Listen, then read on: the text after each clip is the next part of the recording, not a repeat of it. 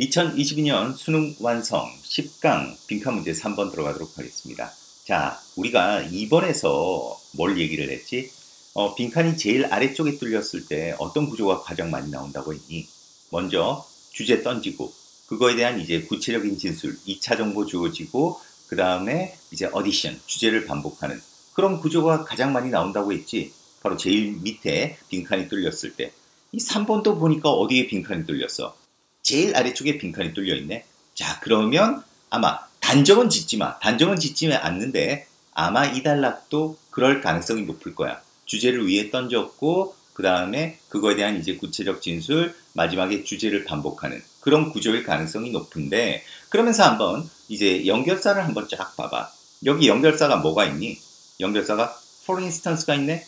자, 이 얘기는 무슨 얘기야? 바로 예를 들어 2차 정보가 시작되는 거지. 그러면서 그 다음에 또 연결사가 또 있네. moreover. 이거는 뭐야? 열거할 때 쓰는 거잖아. 그러면 벌써 느낌이 딱 오네. 아마 이 단락은 주제를 위에 던졌고 그 다음에 그거에 대한 이제 구체적 진술을 던지고 맨 마지막에 주제를 반복하는 바로 그런 구조가 된다라고 하겠지.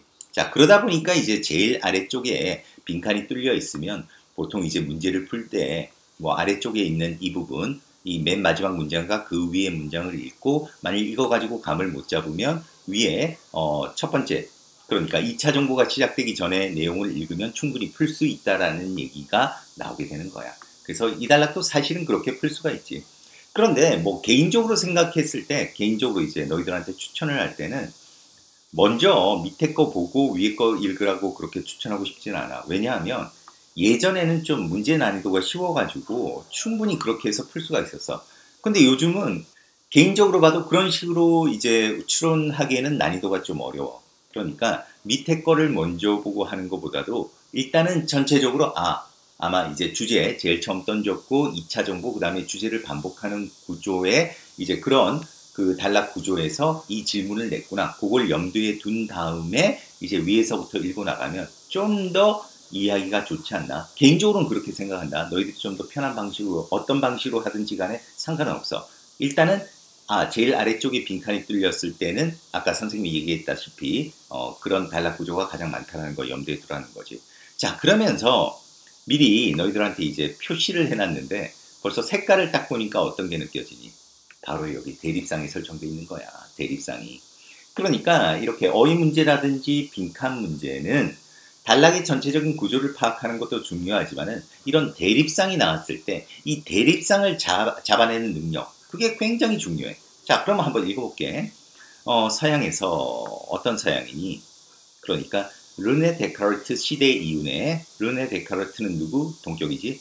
17세기 프랑스 철학자인 이 데카르트의 시대 이후 서양에서는 the cognitively based, 어떤 인지적으로 기반을 둔, 인지에 기반을 둔 초월적인 측면이지. 뭐에? 바로 인간 존재라는 초월적 측면이 have been privileged, 특권을 누려왔습니다. 자, 뭐보다는 더 어떤 내재된 immanent, 내재된 물질적인 측면보다는 초월적인 인간 존재의 측면이 특권을 누려왔다는 거야. 굉장히 제너럴한 얘기지. 자, 하지만 여기서 어쨌든 제너럴하든 뭐든지 간에 너희들은 이 감을 잡아야 돼. 지금 대립상이 설정된 거 아니야. 자, 뭐와 뭐의 대립상이지? 인간 존재의 초월적 측면하고 뭐가 대립상이야? 바로 어떤 내재된, 그리고 밑에 이거는 밑에 어휘 나와 있다. 여기 밑에 보면 내재적인 물질적인 나와 있지. 그러니까 어떤 내재된 물질적인 어떤 측면하고 대립상이 딱 설정된 거지. 자, 그러면 일단 여기서 대략적으로 대립상이 설정됐나 보다 라는 감을 잡고 너무 이 추상적인 내용에 피를 꼽히지 말고 그 다음 문장 읽어 내려가면 돼. 분명히 다른 말로 패러프레이징 하면서 계속 반복해서 이 대립상을 이어갈 거야. 자, 그럼 보자. 자, 그런데 이것이 뭘 가리키니? 바로 앞문장이잖아. 이런 인간 존재의 초월적 측면이 특권을 누려왔다. 어떤 내재된 물질적인 측면보다 이러한 사실은 설명되어질 수 있대. 부분적으로 뭐에 의해서? 바로 계몽주의의 추구야. 뭐에 관한 추구? unquestionable, 의심할 여지가 없는 진실에 대한 그런 추구. 계몽주의가 뭐를 추구했다? 의심할 여지가 없는 그런 진실을 추구했대. 야, 이렇게 의심할 여지가 없는 진실이라는 게 뭐를 나타내겠니? 바로 이거지. 초월적인 측면, 인간 존재의 초월적인 측면이 뭐 하는 거다? 바로 의심할 여지가 없는 그런 진실을 찾는 거다 이거지. 그런데 그걸 누가 했다? 계몽주의가 이렇게 그런 것들을 추구했다 이 얘기야. 무슨 말인지 알겠지? 자, 그러면서 계몽과학은, 자, 계몽주의 과학이니까 당연히 계몽주의지. 알아차렸습니다. 뭐를 알아차렸느냐? 어떻게 어떤 감각인식, 자, 여기서 afforded, PP 형용사다. PP 형용사. 자, 그래서 부여되어진 감각인식이야. 어디에? 몸에 부여되어진 그 감각인식이 때때로 틀릴 수 있는지, 틀릴 수 있는지를 알아차렸다는 거야. 자, 그러면 우리가 또 이제 대립상에서 위에서 언급했던 내재된, 그 다음 물질적인 측면이 과연 무엇인지 좀 더 구체적인 얘기로 나와 있잖아. 바로 이 내재된 물질적인 측면은 바로 뭐였다? 우리 신체에 부여된 감각적인 인식. 이것은 바로 물질적인 거라는 거야.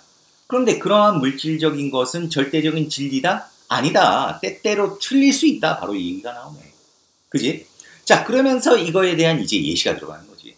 자, 사실 밑에의 예시는 만일 이 부분을 확실하게 이해했으면 굳이 읽을 필요는 없어. 물론 뭐 위에 부분을 만일 확실하게 개념을 정립이 안 됐다 그러면 뭐 읽는 게 확실히 당연히 도움이 되겠지. 하지만 읽어 내려가면서 이거는 바로 이 위에서 언급했던 이 주제에 대한 구체적인 예시다. 그거는 가지고 읽는 거야. 자, 그러면 예를 한번 읽어보자. 좀 더 예를 읽으면 더 쉬워진다니까. 우리는 얼음을 오해합니다. 어디에 있는 얼음? 도로 위의 얼음을 유리로 오해합니다. 예를 들어. 이게 바로 감각적인 인식이잖아. 그런데 그 감각적인 인식이 어떨 수 있다는 거? 바로 틀릴 수 있다는 거 얘기를 하네. 자, 그리고 우리는 물 웅덩이를 인식합니다. 자, 어떤 웅덩이? deteriorate, 변할, 신기루로. 그러니까 왜 도로를 가다가 보면 햇빛 때문에 도로 위에 물 웅덩이가 있는 것처럼 보이잖아. 그런데 막상 그곳에 가면 어떻게 돼? 신기루가 돼서 사라지지. 물 웅덩이가 없지. 바로 우리의 감각은 실수할 수 있다는 거야. 우리는 태양이 지는 것을 봅니다. 어디서? 서쪽 지평선으로. 그래서 결론 내립니다. 자, 태양이 지평선으로 지다 보니까 태양이 지구를 돌고 있구나. 자, 이렇게 천동설을 믿게 되는 거지. 근데 그건 사실 틀린 얘기잖아. 그지? 자, 그럼 게다가 나왔으면 뻔한 얘기. 똑같은 얘기야. 어떤 감각적인 인식이 잘못되었다는 거에 대한 똑같은 얘기 계속 할 거야. 자, 우리의 경험, 어떤 특성에 대한 뭐와 같은 색깔, 무기, 크기, 그리고 맛과 같은 그런 특성에 대한 우리의 경험은 어떻겠니? 당연히 틀릴 수 있다는 얘기겠지. 그러니까 뭐라고 돼 있어? is subject to. 바로 영향을 받습니다. 자, 뭐의 영향을 받지? 개인적 해석의 영향을 받는다. 이 개인적 해석의 영향을 받는다는 것은 바로 절대적인 진리가 아니잖아. 그 사람마다 달라지는 답이잖아. 그지? 자, 이렇게 우리의 감각적인 인식은 틀릴 수 있다는 거야. 그리고 아직 안 끝났어. 구체적인 진술은. 자, 우리의 귀는 are not refined. 세련되지 않았습니다. 섬세하지 않습니다. 뭐 할 정도로? 특정한 음을 들을 정도로 섬세하지 않습니다. 자, 그리고 nor이니까 부정어니까 이렇게 도치가 일어났지. 우리의 눈은 아주 미세한 그런 현상들을 볼 수 없습니다. 현미경으로 볼 수 있는 그러한 현상들을 우리 맨눈으로는 볼 수 없다는 거지. 무슨 얘기야? 감각적인 인식이 잘못될 수 있다는 그 감각적 인식이 뭐를 가리키지? 어떤 내재된, 그 다음에 물질적인 측면, 이게 바로 감각적 인식인 거야. 이것이 한계가 있다는 얘기를 했네. 자, 그러면서 이제 부연이 들어가지. 한 번 더 주제를 반복해 줄 거다. 자, 그 계몽주의 과학은 aspire, 열망합니다. 자, 뭐 하는 거를 열망한다? 넘어서기를. 그럼 벌써 느낌이 오지. 뭘 넘어서기를 열망하겠니? 바로 실수투성이인 감각적 인식, 다른 말로 해서 내재된 물질적인 어떤 측면을 넘어서기를 원하겠지. 뻔한 얘기인 거야. 그럼 뭐를? 바로 능력. 그러한 embodied, 내재된 어떤 제약, 그 내재된 제약의 그런 능력들을 넘어서기를 열망한다는 거야. 자, 뭐 하기 위해서?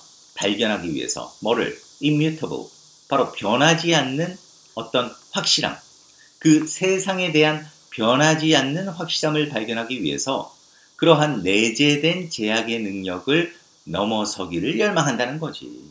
자, 그러면 이 얘기도 사실 어떻게 우리가 연결 지어야 돼? 바로 내재된 제약 능력. 이게 뭐니? 우리의 바로 감각 능력이야, 감각. 그치?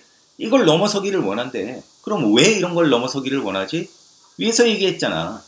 의심의 여지가 없는 진리를 추구한다고 했잖아. 그러니까 어떤 변하지 않는 어떤 확실함을 발견하기 위해서 어떤 감각적인 능력, 그 다음에 물질적인 측면을 넘어서기를 원한다는 거지. 자, 그래서 그 도구. 그렇게 하기 위한 그러한 도구는 was deemed, 여겨집니다. 자, 뭐라고 여겨지니? 그렇게 하는 도구는 그럼 뭐야? 감각이 아니라는 거지. 그럼 뭐가 그렇게 해준다? 바로 우리의 reasoning mind, 추론하는 정신, 그 정신으로 여겨진다는 거야. 그러니까 그렇게 어떤 절대적인 진실을 찾는 것은 감각으로 되는 게 아니라 뭐로 된다? 우리의 추론하는 정신으로 된다는 거지. 그런데 그 추론하는 정신은 자, 뭐를 통해서 아주 까다로운 훈련, 그리고 과학적인 방법의 사용을 통해서 그런 추론하는 정신이 could discover, 발견할 수 있대. 뭐를? 그러한 진실을 발견할 수 있다는 거지. 자, 그러면 어떤 진실이겠니? 바로 위에서 언급한 거잖아. 변하지 않는 확실한 진실. 그러니까 의심할 여지가 없는 진실. 바로 그거지. 그러다 보니까 답이 될 수 있는 거는 뭐다? 바로 absolute, 절대적인 진실을 발견할 수 있다. 이렇게 답이 나올 수가 있는 거야. 알겠지? 자, 그러니까 이달락 같은 경우도 사실 진짜 독해력이 좋은 아이들은 아까 선생님이 서두에 언급했다시피 이달락을 보고 아래쪽에 아마 부연인가 보다. 이 부연 부분을 읽어가지고 이 부연 부분과 아마 첫 번째 문장 이 두 부분을 통해 가지고 충분히 아마 추론할 수 있는 그런 질문이었다고 하겠어. 지문이었다고. 그런데 이 훈련이 안 된 아이들은 이게 힘들 수 있다니까. 이게. 하지만은 일단 그런 훈련을 너희들이 이제 키워야 되는 거야. 어쨌든 이런 공부 방법을 통해서. 그런데 너희가 꼭 명심해야 되는 것. 일단 제일 아래쪽에 빈칸이 뚫렸다. 이 얘기는 무슨 얘기다? 아마 제일 가능성이 높은 게 주제문 위에서 던지고 그 다음에 이제 구체적 진술. 그 다음 다시 한번 주제를 반복하는 단락 구조가 가장 많다라는 거. 그러니까 너희들이 이제 답을 추론할 때는 어떤 부분을 위주로 해서 주로 추론해라. 이제 아래쪽에 있는 부분과 바로 위쪽 부분. 이렇게 이제 추론을 했을 때 정답을 낼 가능성이 높다라는 거 명심을 해두고, 그리고 또 우리가 뭘 여기 3번을 통해서 알 수 있어. 답을 추론하더라도 그냥 쉽게 안 놔두지. 뭐를 통해서 했니? 바로 대립상을 설정을 통해서 이 답을 추론하도록 이끌어냈다라는 거. 알겠지? 이런 방식으로 나올 수도 있구나 하는 거를 너희들이 이 3번을 통해서 배우기를 바랍니다. 자, 그러면 3번 여기서 마무리하겠습니다. 수고했습니다.